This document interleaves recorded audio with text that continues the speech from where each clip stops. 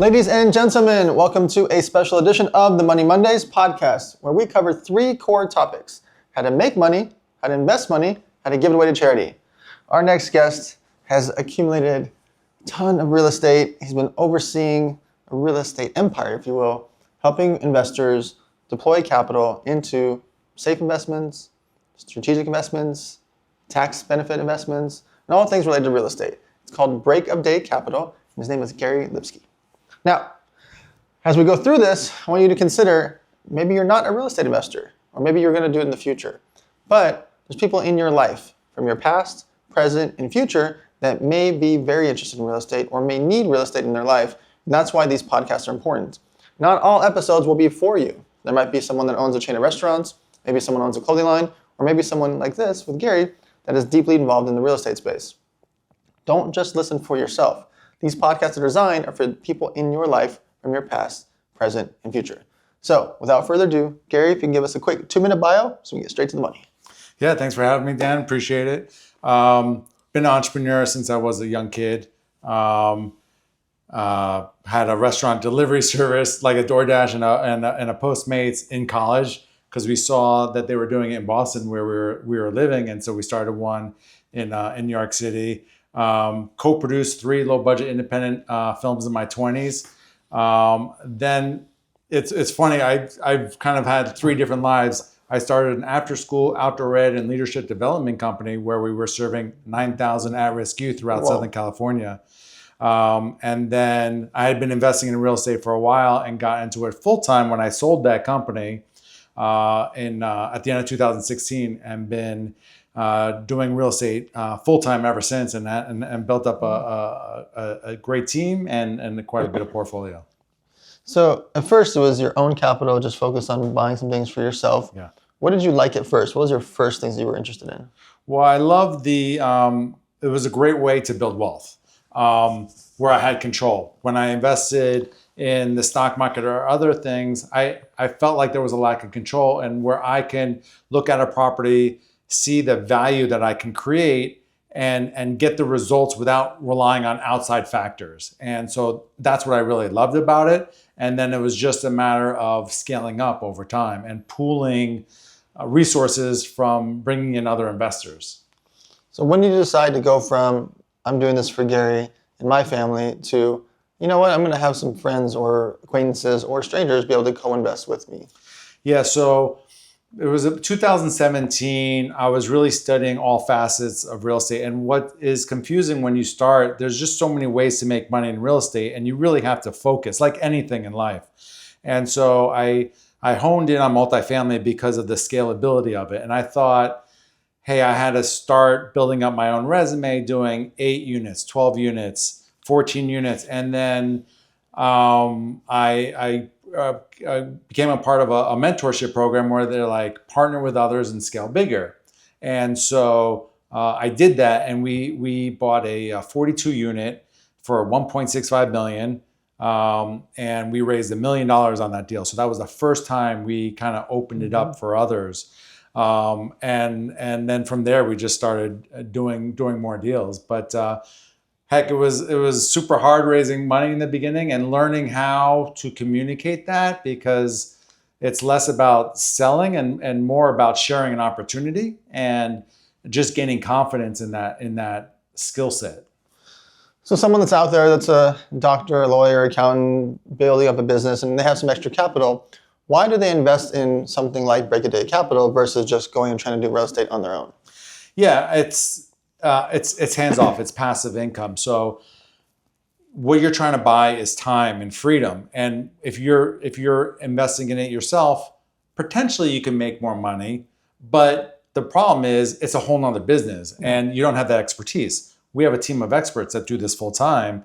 We invest in our own deals. My whole team invests in the deals. And so you get that, and you get also economies of scale. So we're able to leverage teams and resources because we have such a huge pool of money to buy these bigger properties, which are actually easier to manage versus a smaller property. So if someone is considering investing into a fund or into a syndication deal, What's a ballpark that they should be considering to look for? Is it 8%? Is it 12%, 10%, 15%? Like, what should they be considering? Like, what is a good deal? Yeah. Every deal you see on paper looks fantastic. Sure. And so you really got to do your own due diligence on the team that you're going to invest in. But I think a reasonable deal, typically what we're shooting for is like a 15% IRR. What's IRR? So it takes into account time value of money, internal rate of return, where you also might hear AAR, which is annual average return, which will be slightly higher, but it doesn't take in when you're getting the money. So if you get all your money at the end of the deal, it's not nearly as good as if you're getting it along the way. But if a deal is promising 25, 30, 40, if it sounds too good, it usually is. Mm-hmm. So go with an experienced operator that can will underpromise and overperform, and will know how to navigate through rough times, because like any business, there's ups and down cycles. And so you need to make sure the person that you're investing with knows how to make a bad deal good or a good deal great. So let's say I'm an LP and I say, okay, break of day capital, here's $250,000. How long am I locked up, or what is, like, just give us the main idea of what the process looks like if I want to wire money. Yeah, so typically you're going to be invested in a deal 3 to 5 years, but it's not liquid. So you've got to factor that it's going to be in there for 5 years. Sure. Overestimate, because if you need that money and it's in something that's not really liquid, you're not going to be able to get that money out. Now, certainly there are mechanisms that they're creating these days to do that, but it's still not a very fine-tuned system yet to trade Sure. shares of real estate like that. But factor in 5-year hold time typically, and in the investment summary it'll tell you, because some deals might go 7 years, even 10 years, particularly if it's an Oz fund, an opportunity zone. So let's say I have the same $250,000, but I want to go do it myself. Yeah. How do I start? What do I research? What do I figure out to go try and take my own shot at glory? Yeah, and there's plenty of people doing it. A lot of people start with like Airbnbs or stuff like that, or maybe some fix and flips. There's a ton of free education out there. I actually have a podcast, Real Estate Investor Podcast, where I have a lot of people on. But there's some great books out there. Actually, I wrote Best in Class, which is a best-selling book on asset management, and Invest Smart, Spotting Red Flags in Real Estate Syndication. So they'll teach you how to invest that money. But Bigger Pockets is another great site that you can go on and get advice from. But definitely get into a mentorship group too, because being around like-minded individuals really creates momentum in your business. And you could share struggles, share needs, and really kind of rocket fuel your growth. So how do people find deals? Are they just going on Zillow? Are they just looking it up? Or they're going to groups, going to events, talking to friends? Like, where does a deal come from? Yeah, so it all depends what scale you're at. So we're buying large multifamily, 150 units or more. So it's all broker deals. Whether it's on market or off market, that's another story. But if it's a single family home, maybe it is Zillow. Definitely broker relationships or real estate agents developing those relationships, so they know your criteria, and when they have a deal that may fit it, they'll reach out to you, which is a great way. And then there's also people that if they're doing it on a pretty decent scale but smaller properties, they'll do direct to seller deals. So maybe they're sending out yellow letters, or they're calling. They have a team that calls people. So depending upon where you're at, there's lots of different ways to get deals. So that depends on what type of asset you're looking for and the size of it. So let's just use an example of a 150 unit multifamily, and let's say you're buying it for $30 million, for example. Is that a syndication for one deal, or do people invest into the fund, and that 150 units is part of the fund? Yeah, so we do it in a both ways. So someone can invest in just a single asset, or they can invest in a fund where they get diversification because it's over multiple deals. And so The diversification, I think, is a better way to go, because if for one reason one deal doesn't perform as well, your risk is spread out. A lot of investors, at least a lot of investors that we encounter, really prefer that single asset. They feel like they could pick a winner.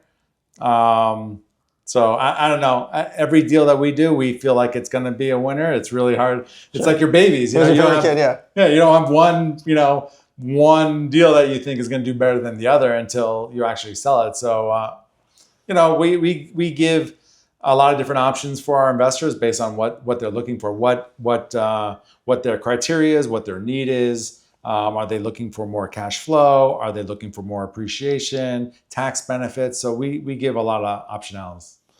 All right, so let's walk through a 150 unit complex. $30 million is the example number. I'm the investor. I'm going to put in $250,000 out of your raise for that group, for that 150 units. What does that look like? Walk me through the main concept of that in a syndication deal of one deal. Yeah, so once we take over a property, we're going to improve operations. So we're going to try to lower expenses if it makes sense. Certainly try to increase income by raising rents, fixing it up. So we'll update the landscaping, maybe paint, maybe add a dog park, add some amenities, and also maybe add some income streams that they might have. So maybe preferred parking by their apartment, and maybe we're only getting $25, but when you multiply that over 25 units over 12 months, it increases it. Or privacy patio walls, like little things to like add it. An apartment we bought at the end of 2023, we added a water conservation plan. We changed out the toilets that were using 3.5 gallons per flush. Now they're using 0.8 gallons. And we changed out the shower heads and the faucets. We're saving over $150,000 per year because of that. Because it's a big property. And so when you divide it by the cap rate, we create $3 million of value for that property. Wow. Yeah.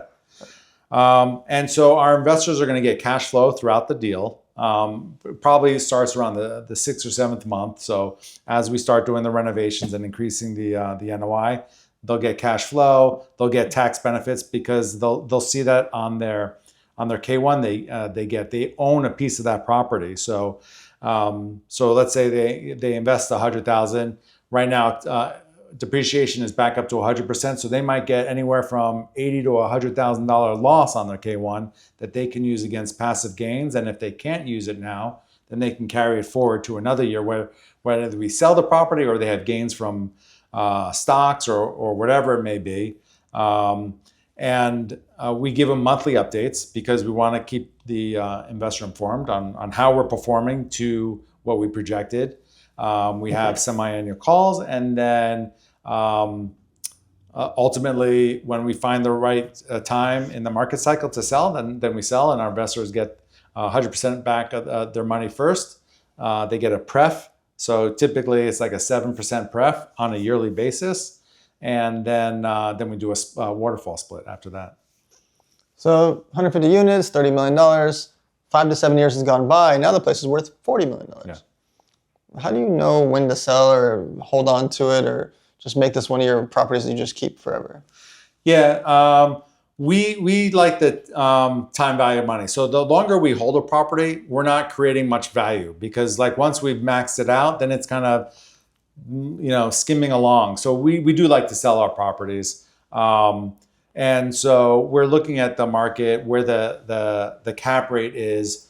So if we bought it these days in our market, it might be a 6 cap, but we know a couple years ago it was a 4 or a sub 4. So when that starts getting to that market, to that cap rate, we know times are pretty frothy. And so it might be time to sell because how much lower is it really going to get? And so we're looking to see the market dynamics. We're understanding market cycles. And that's really important because we certainly know a lot of people that didn't sell 2021, 2022 and held on, and now that property lost a ton of value. So selling at the right time is super important. And we've sold deals within 2 years because we just took advantage of the market and we weren't going to get greedy. So you said something 6 cap. What is a 6 cap? Yeah, so that's based on your income. So let's say you had $1 million of income, and the cap rate is 6%. So you divide the million by 6%, and that's the value of your property. So whereas a single family home, it's based on what someone is kind of willing to pay, and for commercial real estate, it's based on your NOI, what someone is willing to pay. All right, so from you on a personal perspective, you've got all this real estate action going on. Are there other things that you like? Do you ever invest in the stock market? Do you ever angel invest? Do you like Bitcoin? Are there other things that you consider about investing in, or you're so passionate about real estate that you just keep doubling, tripling, quadrupling down? Almost all my money is in real estate, and we've done posts on it as well, because I'm investing in my own deals, but I do have a very small piece of Bitcoin as like, who knows where it's going to go. So I want a piece of that action. A good friend of mine who was super sharp, I invested in his marijuana company as well. And I have a couple little things, some stuff that are just super, super stable, because I need to have a certain amount of liquidity, Sure. but I want it to earn some money for me, because on the loans and everything that I'm signed on, they need to make sure that I have a certain amount of liquidity, because if things get tougher, that I could help cover some of that. All right. So what about on the charity side of life? Why do you think it's important for there to be a charity component in your household as a family? Oh, absolutely. We have to be giving back. Actually, this past weekend, my two daughters and I, with 15 other people, went down to Mexico and built a home for a young woman and her two kids. It was a great experience, and what was so cool about it was I got to do it with my daughters and have an adventure with them, and really teach them about philanthropy as well. And my previous business, working with 9,000 at-risk youth, we started a nonprofit as well, probably over 20 years ago. It's since now defunct, because we were kind of operating that sub $100,000 budget, which was really hard to do. But we got grants from State Farm, the Lakers, a lot of local organizations. But I've done very well and want to give back, and that's super important to me and my family. So let's say someone's considering what to bring to their household. Yeah. And they're like, I want to show my family a charity. Or do I ask them, what do they care about? Do I ask the kids, do they like animal conservation, or do they care about water or homelessness or breast cancer? Like, what are your thoughts about how to figure out what charities to support? Yeah, certainly I've supported some of my friends' charities as well, but it's important for you to have your own thing as well, and discussing with your kids and letting them, empowering them is pretty awesome.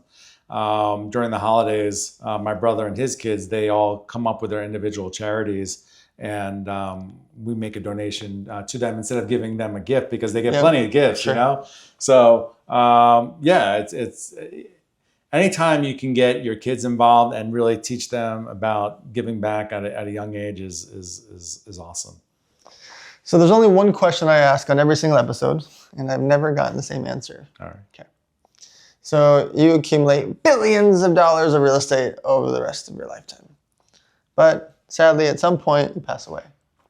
What percentage of your net worth do you leave to those children? Yeah, it would be very little. I want them to have a home to cover their medical, and for them to have money to explore entrepreneurship, for them to start a business. But it's not going to be where here's $80 million. Yeah, it's just not, it never works, because that money over generation to generation dissolves so fast. The statistics are insane how quickly the money goes away. And not only that, they're typically less inspired, not happy, looking for ways to fulfill themselves, and struggling. And so giving so much money to your children is proven to be very unsuccessful. But teaching them about money at a very early age prepares them for that ultimate when they're getting that money. So if you're not doing it now and all of a sudden they get a ton of money, they're just not going to be prepared. So you've really got to start them at a young age. So talk to everyone about your books and your podcast. Walk us through the actual names if they want to go research it. Yeah, obviously go to our website, breakofdaycapital.com. You'll find my two books, Invest Smart and Best in Class. You can get to our podcast there. You can get on our email list and our social media. So that's the best way to go, breakofdaycapital.com. Can they find you anywhere on social media? Or find me everywhere, Instagram, LinkedIn, Facebook. You can look for my name, Gary Lipsky, or my company, Break of Day Capital. All right, guys. I'm actually going to have Gary on multiple times throughout the year because I like the very, very detailed answers. A lot of times people do like esoteric answers or they take 19 minutes to try to answer the question. He gets very straightforward to the point to it. And since we live nearby, I'm going to have him back here. But the point of this is you've got to understand for yourself, you might be earning capital in your core business. Again, you could be a doctor, lawyer, maybe you are a real estate agent or accountant, whatever, personal trainer or chef. As you're accumulating income, you've got to start to consider what to invest into. You guys have heard my theory about 40, 40, 20. 40% low risk, 40% medium risk, 20% high risk. In that middle category, when I talk about that medium, is where you're trying to make between 10 and 30% for the year. I talk about real estate mostly. Real estate is the way. And I try to bring people like this that can actually explain it in detail. So do a lot of research, check on things that you are interested in. As you're making money from your core job, if you can take some of that money, 10 grand, 20 grand, 50 grand, 100 grand, and even bigger, God willing, fantastic. Start to look at things that you could be investing into, but learn from experts. There's a lot of people that just talk on social media, a lot of people that just talk on podcasts and YouTube. You got to find people like Gary that have actually deployed a lot of capital, actually own a ton of units, actually been through the game and been through the evolution of time, because there's a lot of change that happen in this game, and you've got to listen to people that really know what they're doing, like Gary. So I appreciate you guys. Make sure to have a discussion with your friends, family, and followers about money. We'll see you guys next Monday on moneymondays.com.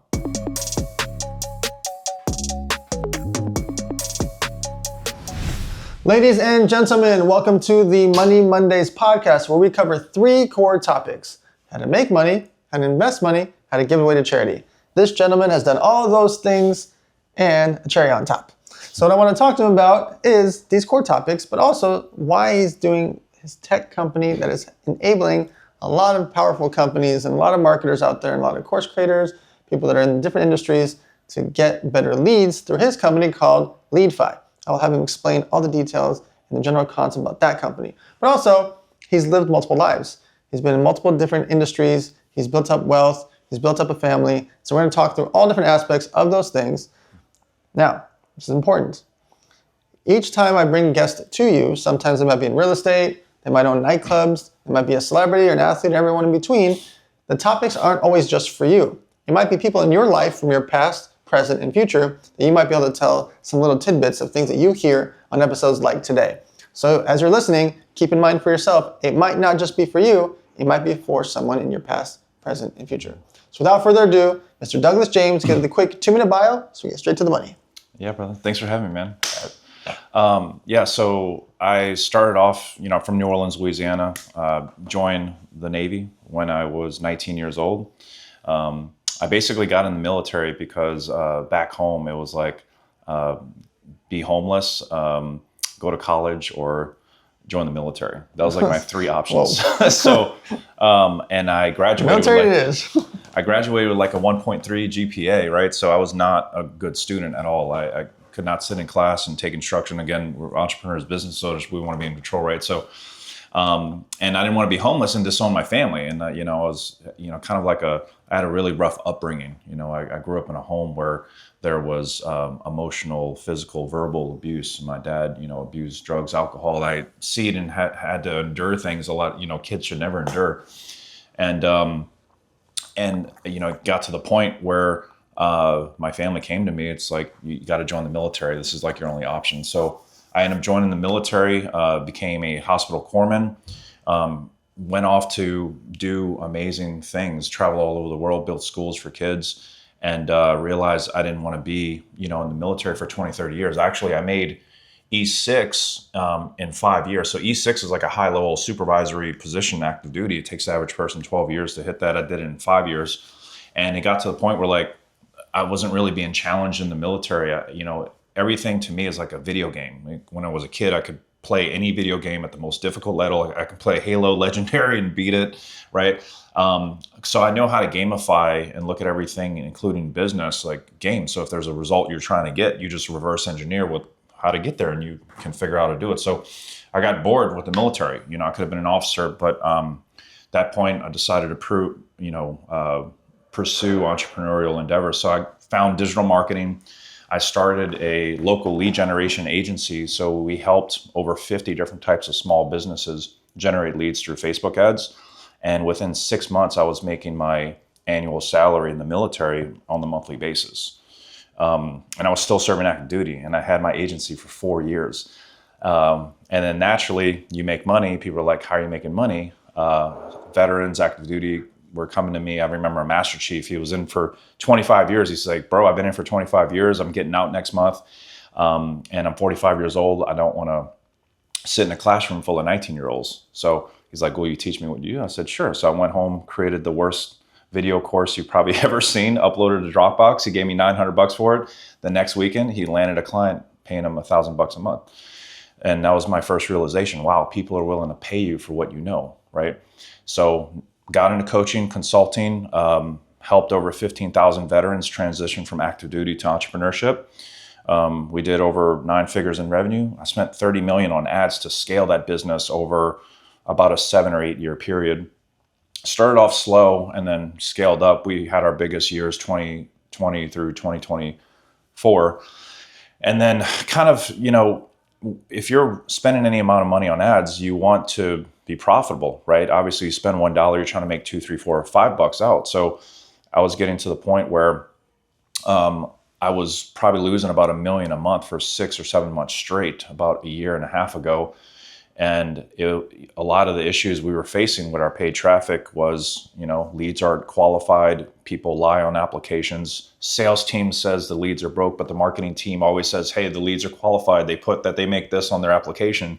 So I couldn't I basically went through every endeavor you can possibly think of to try to get certainty around our lead quality, and I couldn't find it. And it wasn't until a year and a half ago, and then me and my wife were going through some challenges and everything in our marriage, and I was just really deep in trying to fix the business. I was on the hook for payroll. There was a couple months I couldn't make payroll, and people in an organization, I had over 100 employees, and they sign up, and if they're not bought into the vision, it's really hard to articulate. They don't understand the ups and downs in business, right? And the way I look at business is there's green candles and red candles, like if you invest in stocks or crypto, right? You can't have green candles all the time. There's going to be red candle times. Same thing with your relationships and your marriage. There's going to be times of lull, and business is no same. And I was going through that. And I remember not being able to make payroll, and it was really tough. And I look at it like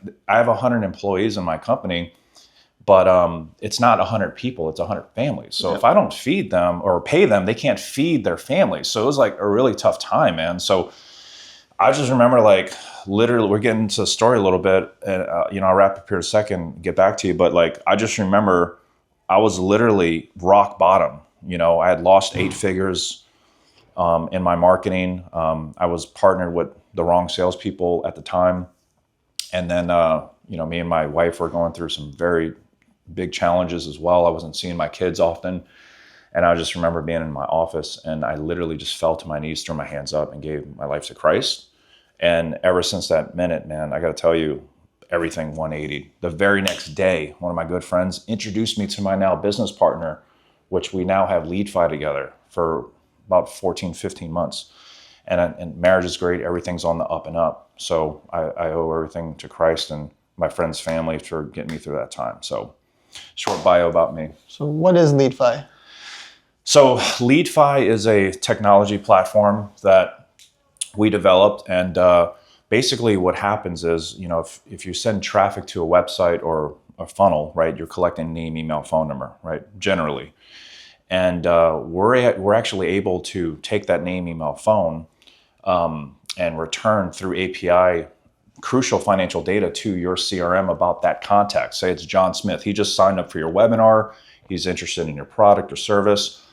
We're able to basically do a full credit report pull with Experian, Equifax, TransUnion, just from name, email, phone. Now that sounds crazy, right? Because if you're in mortgage or real estate, or if you underwrite, you need address, date of birth, social security.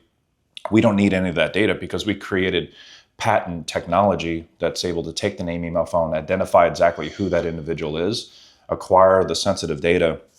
Then we have a 15-year relationship with the bureaus, and then we just directly soft pull real time, and then we get a full credit report.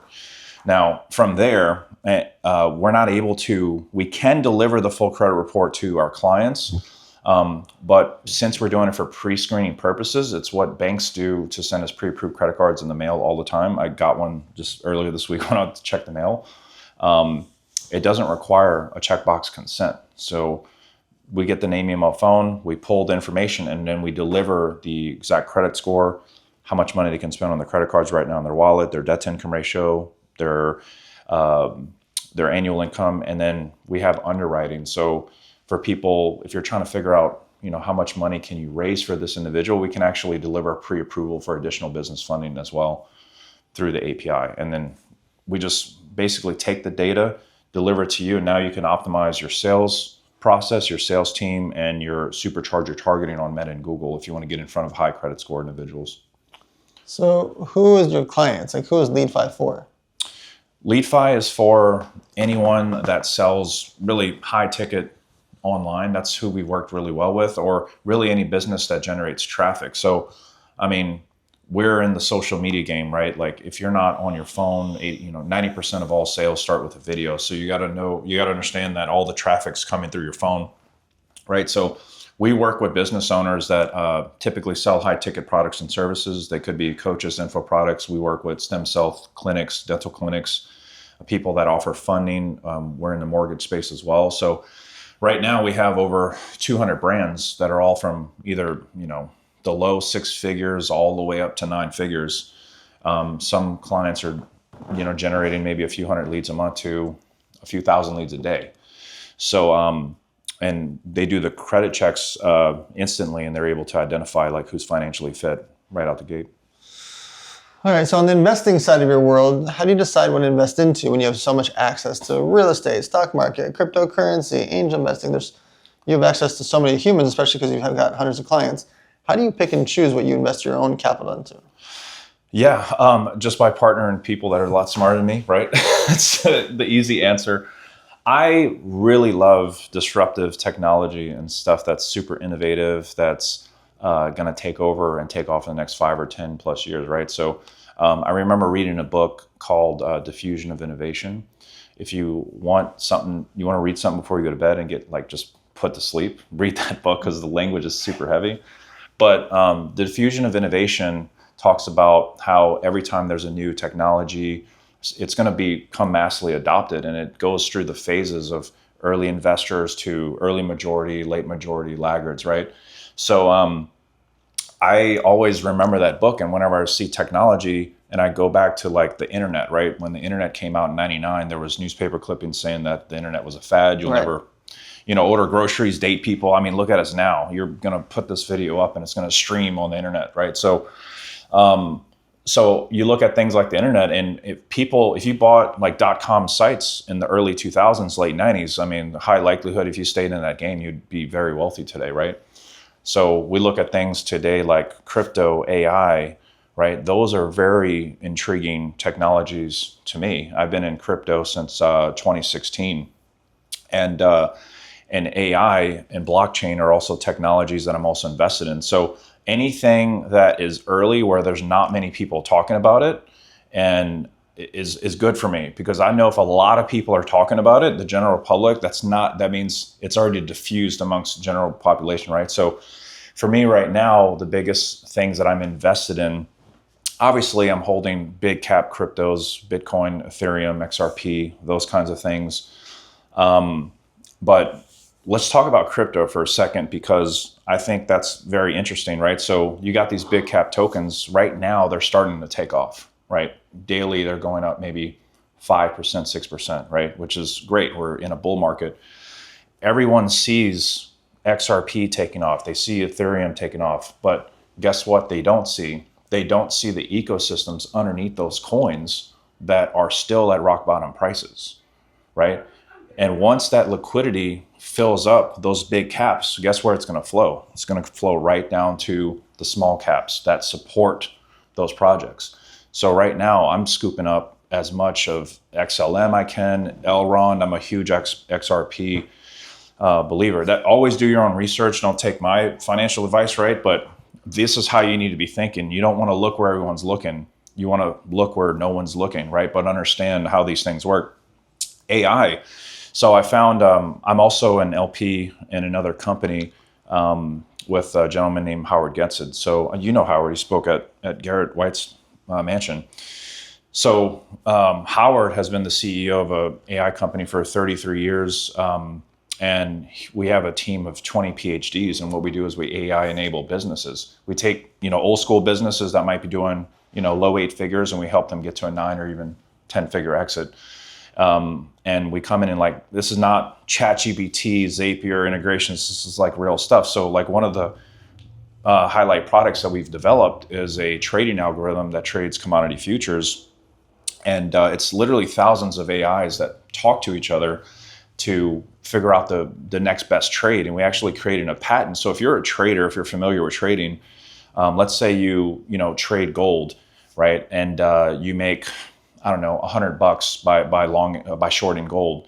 Well, you would take that money, a human has to take that money and put it into another trade, right? Well, we created a patent called real-time curve hopping, where the AI takes the investment and puts it right into the next investment without a human involved. And we own that patent. So our trading algorithm is able to get 33% a year conservatively with a 0.5% drawdown. So you never experience 10, 20, 30% drawdowns like you would in S&P or even, volatile crypto markets. So those are the things that I'm super interested in, that I'm investing in today. I also hold some real estate. There's some guys I know that, have big real estate syndications and funds that, have a good chunk of cash in that when they appreciate, I'll get my money back 20% and 20% plus 1 or 2% ownership of the fund as well. So. What about investing into yourself? Coaches, courses, masterminds, mentors. Walk us through why some people out there should be investing more into themselves. 100%. And that's actually probably the most important one. If I could go back, I spent at least 6 figures a year just investing in myself, masterminds, hosting dinners, bringing people together that are smarter than me so I can learn from them and make deals happen, right? So obviously, if there's somewhere you want to be, you have to go to places where people are doing it, right? And get around smarter individuals. I spoke at, thank you so much, last night you had elevator nights and I spoke there. And, ever since I met you, I've just kind of modeled your, your strategy on how you bring people together. You hosted dinners. You always have a reason to, when you go to a new city, you have your group chat and you know who's there. Yep. And you're like, bro, hey, we're having a dinner, right? So I'm actually doing the same thing thanks to you. And my strategy is just follow you all over the country. You're bringing amazing people, right? So you have to have mentors. You have to have people that you look up to that are where you want to be, right? And I think that it's really important too that you always have to keep it what's in mind for other people, right?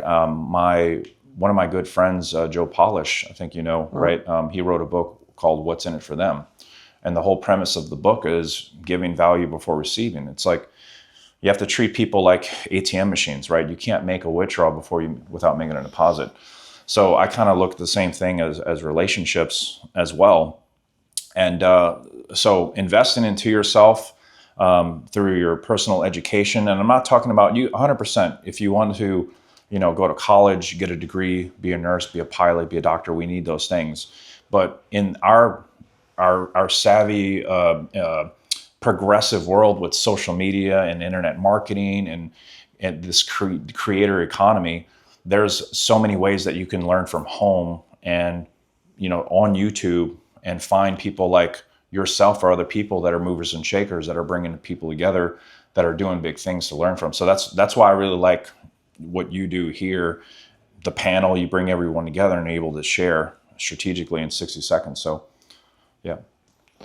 So on the charity side, why do you think it's important for people to have some type of charity that they do with their household, whether that's their kids, family, friends, etc.?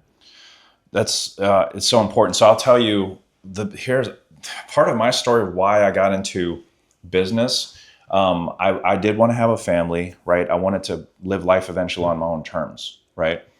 But it was back in early 2015. I went on a deployment to Papua New Guinea, Fiji, and the Philippines, and we were literally building schools for kids. Nice. And it was some of the most like amazing work, even to this day, that I've personally ever done. And I just remember on our last day in the Philippines, we had just built these, 4 wall structures with a roof. I mean, they were like in little tiki huts, and like it was just completely third world. And we built them basketball courts, soccer fields, like the whole nine.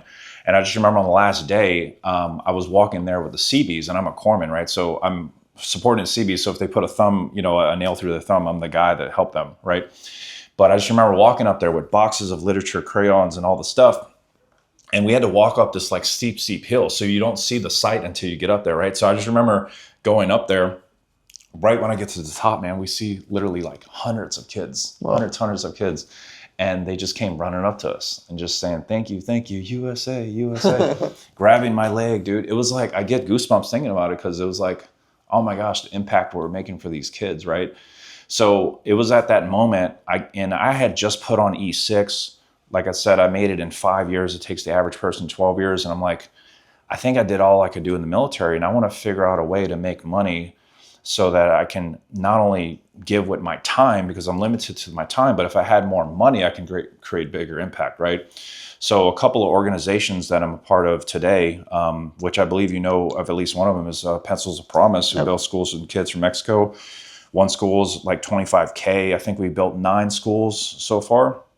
I continuously give a percentage of my revenue to that organization since Cole Hatter was the one. I went to Thrive, Make Money Matter in 2016 in San Diego. That's when I first learned about the Pencil of Promise. Yeah.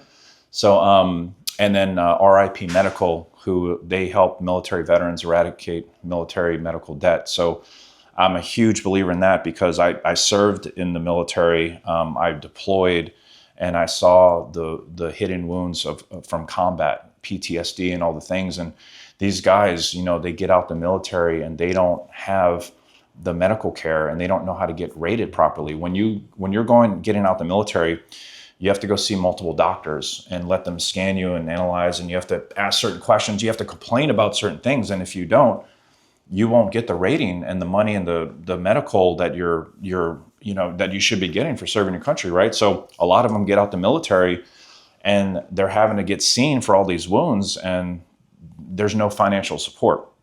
So, RIP Medical, every $1 we raise eradicates like $10 in debt for them. So, and just overall, seeing this work that I do through these charities, and we do plan on having our own foundation that we're actually working on right now. I just started a 501c3. I always get the number messed up. Yeah, right. Nonprofit. It's actually a Christian based here in California, and we're working with a lot of Christian entrepreneurs, military veterans as well. We're just starting, but there's a lot of great work that we're going to be doing with that as well. And that's going to be really the legacy I want to leave for my kids, the story that they're going to tell about me when I'm gone, and the things that I did here. So there's only one question that I ask on every single episode, and I've never gotten the same answer in over 2 years. Douglas James, you build up LeadFi to become $1 billion company. You invest in other deals, and all of a sudden you've got billions of dollars net worth. But unfortunately, at some point, you pass away. What percentage of that net worth do you leave to those children? the children that I help? Your children. To my children? Or other people's children. That's a good question. So I ask you every single time. God dang. You know, I guess I have to walk myself through this thought because I want my kids to know the value of money. I want them to know how hard it is and the work and the commitment and the blood, sweat, and tears that goes into creating like something like that. At the peak of my coaching consulting company, it was like the highest of the high, but it was also the highest stress environment I've ever been in my life. Military being deployed, right? And that's a good question, you know, and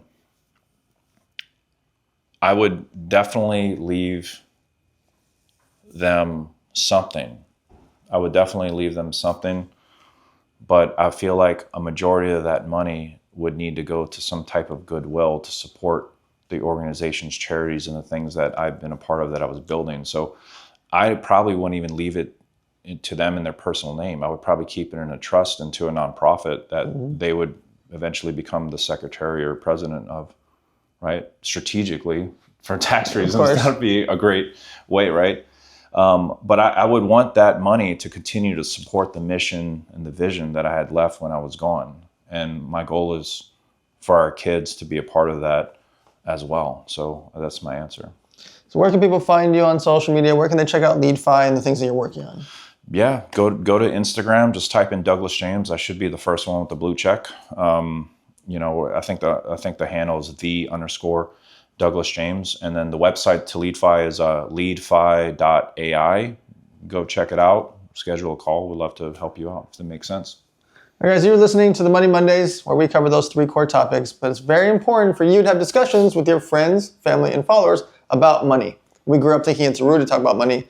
I think that's absurd. It's ridiculous. We have to have a discussion about money. Money is not the root of all evil. Money can help you with your family, your friends, your bills, travel, medical, and all the things that take to run your household, your life, and the people in your circle and beyond. You can do a lot of great things with money when you have the open discussion about it. And you don't want to have people go get the wrong salary or take the wrong loan or get the wrong debt or get the wrong this, and this because you just didn't talk about it. So learn about it. Thank you for listening to Money Mondays, where you can learn bits and pieces week after week in these 30 to 40-minute episodes, but research the things that you care about. Get as well knowledge as you can about money, and we'll see you guys next Monday on moneymondays.com.